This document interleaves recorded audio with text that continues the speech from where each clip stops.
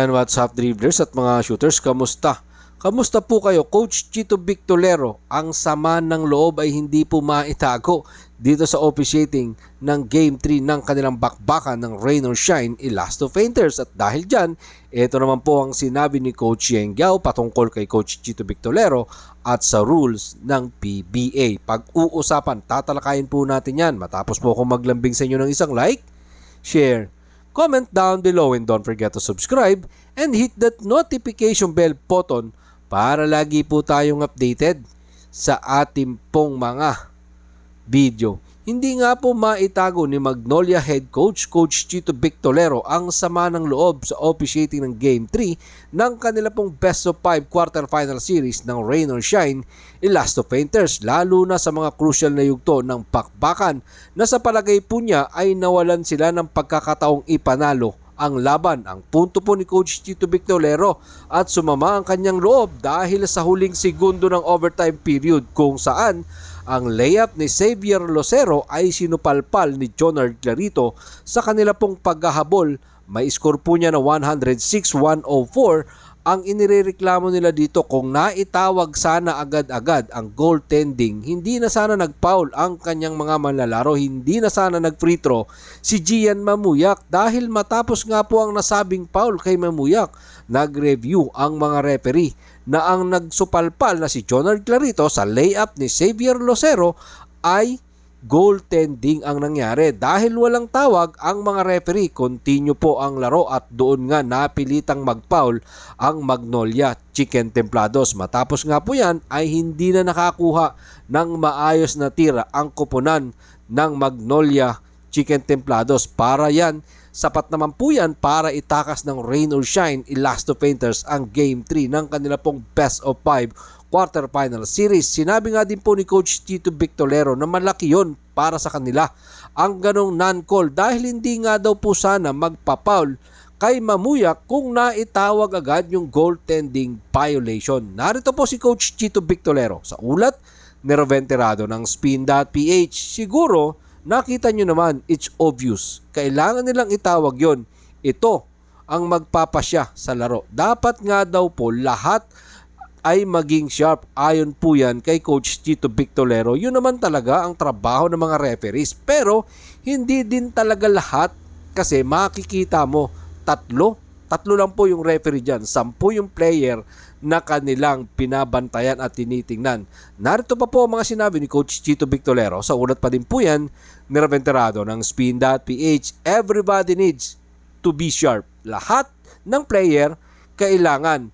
I demand sharpness to all my player. I demand sharpness sa lahat ng coaching staff ko. But it's obvious na kailangan natin maging sharp din ang ganyan sa mga ganyang sitwasyon. Yun ang dapat ang magdesisyon, kasi napakahalaga sa amin ng larong ito. I think dito masusubukan mga shooters yung rules ng liga. Yung non-call, okay lang.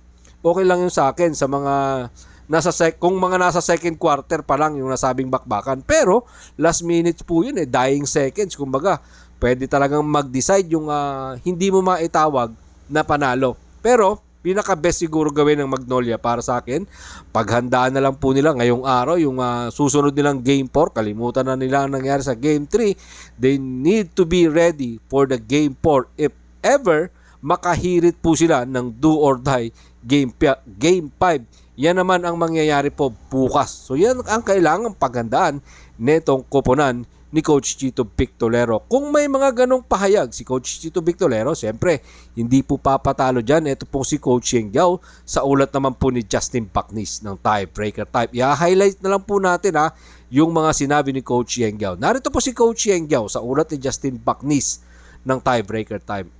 Ang hindi natupad na rules, yung pwede ka palang magwala ng hindi ka tinetechnical. Sa nasabi nga pong insidente, hindi nga po tinawagan ng technical foul si Coach Chito Victolero. dyan sa loob ng Inares Center sa Antipolo City sa pagpapatuloy ng 49 season ng PBA Governors Cup Quarterfinals. Narito pa po si Coach Yeng Giao, sa ulat pa din po yan ni Justin Bacnis ng tiebreaker time. Kitang-kita ng lahat ng manunood ng basketball yung ginawa ni Coach Chito Victolero. Of course, kaibigan naman natin si Coach Chito at ganon din naman ako minsan.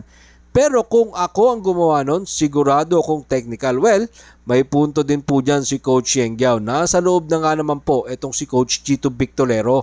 Meron pang 10 segundo ang natitira sa nasabi pong overtime period. Matapos nga pong magbigay ng foul etong si Cherry Kahamnisi kay Gian Mamuyak.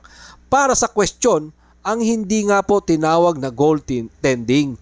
Narito po ang uling bahagi ng pahayag ni Coach Yeng Giao. Sa ulat pa din po yan ni Justin Bacnis ng tiebreaker times. Magulo talaga. Pero nasunod naman yung rules dun eh. Kasi pagka talaga na goaltending talaga at hindi natawagan ng referee, pwede review. Ni-review naman nila at nakita naman nila na goaltend.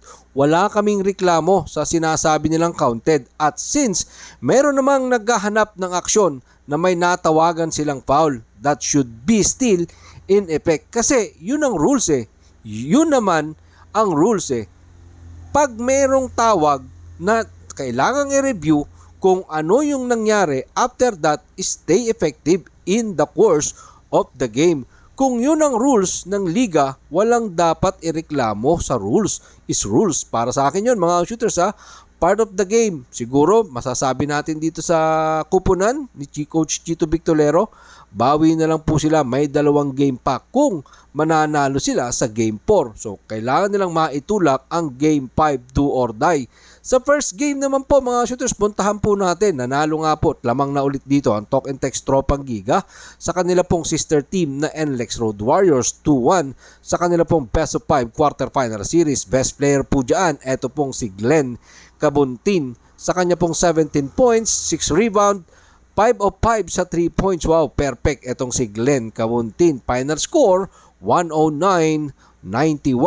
At ang pagpapatuloy naman po ng PBA ngayon pong araw sa pagitan ng Barangay Ginebra San Miguel at Meralco Bulls. Kukunin na ba ng Barangay Ginebra San Miguel or hihirit pa ng Game 4 ang Meralco Bulls hanggang sa maipurso nila ang 2 or die Game 5. Sabay-sabay po nating saksihan mamaya sa ganap na alas 5 ng hapon dyan sa loob ng Ninoy Aquino Stadium. At sa pagsapit naman po ng 7:30 PM, bakbakang San Miguel Beermen at Converge Fiberxers sa Game 3 din po yan at gusto na din pong humirit neto pong Converge Fiberxers at eto namang San Miguel Beermen gusto nang tapusin ang kanila pong serye at makapagpahinga at magantay sa bakbakang Barangay Ginebra at Meralco Bulls. Maraming salamat po sa inyong panonood na naman po ang inyong maging opinion. Pag-usapan po natin yan dyan sa comment section. Ingat and God bless everyone. Adjourn!